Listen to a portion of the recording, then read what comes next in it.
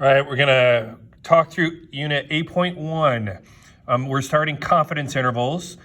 So first of all, it wants to know difference between chapter 8 and chapter 7. Chapter 7 is a very unrealistic where we actually knew what the population was and we wanted to know what the samples would look like if that's what the population looked like. And again, I see what the book is doing. I think it's great how they do it.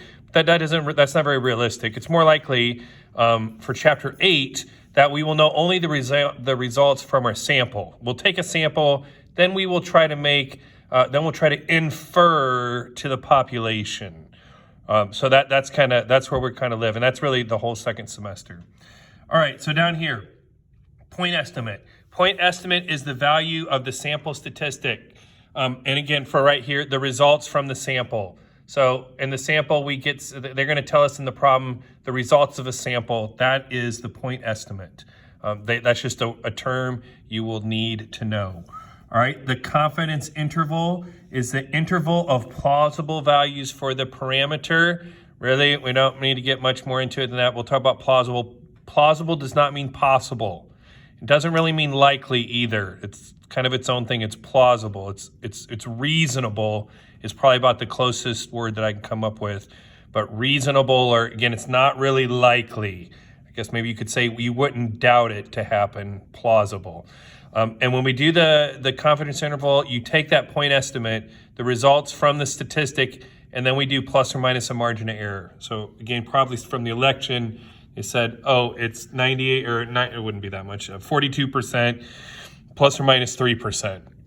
That's the margin of error. We'll get more into that as later. Right here, what is the margin of error? It's the distance from the point estimate to the endpoint. And again, how we get that margin of error, we'll talk about more as we go. But the 42% of respondents said they were in favor of a certain bill, and we know it's 42% plus or minus 3. So we know that it's not more than half. I'm gonna skip this piece right there, but there's kind of some basic terminology. All right, and then we have some interpretations. So we're gonna interpret the confidence interval, and we're gonna interpret the confidence level. It's kind of both the same thing. I will tell you right now, interpreting the confidence interval, this will be this. They won't ask you to interpret it. This will be the conclusion of your write-ups. We're going to have 4-step write-ups second semester. The 4th step is always the conclusion. It's always written a particular way, and this is it right here for a confidence interval. But we are 90%, 95%, so percent confident that the interval from 42% to 48% captures the true population and then blank, depending on the problem. All right, and then again, we'll get through that a lot more, but there's kind of like your mantra for the interpreting the confidence interval, which will be the conclusion step on the write-ups. All right, so this one says on a Gallup poll in January 9th, 2013, 95% confidence interval, the true proportion of American adults who support the death penalty is 63% plus or minus 4%. So 63% was what they got as the result, and then the margin of error was 4%. Okay, that means it's somewhere between 59 and 67, or we are 95% confident that the true population proportion is captured within the interval from 0.59 to 0.67. And then we are 95% confident that the interval from 0.59 to 0.67 captures the true population, that really should be population proportion. Again, those people that don't watch the videos, that's going to cost them.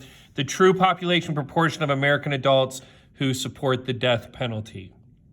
Okay, interpreting the confidence level. Okay, so this is like, what does that 95% even mean? And I'll go through this here in just a second, but let me explain what's happening. Okay, we will all we'll get different results because we're going to have different samples. Each sample will create its own confidence interval, okay? And then we all get different confidence intervals and we could lay them all out, and then we could compare it and see which ones got the true population proportion or the population mean, depending on the problem, okay? That percentage right there, that 95% tells us that percentage of the intervals will actually get the correct answer, meaning 5% will not.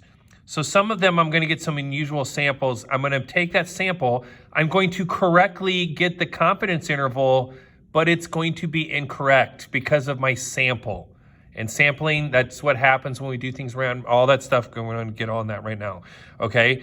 But if we were to do many samples of the same size from the population of American adults, about 95% of them will produce an interval that captures the actual population proportion. And that could be true. Usually it says the word true, but actual is the same thing. All right, but that's what it means when it says 95% confident. It's like, if we did it this way, 95% of the time we're going to get the right answer contained inside of the values that we came up with. All right, next, some more of the same here. A large company is concerned that many of its employees are in poor physical condition. They're trying to check their steps. And of course, 10,000 is kind of the magic numbers. We had 50 randomly selected employees that over a 24-hour period, we collected their value.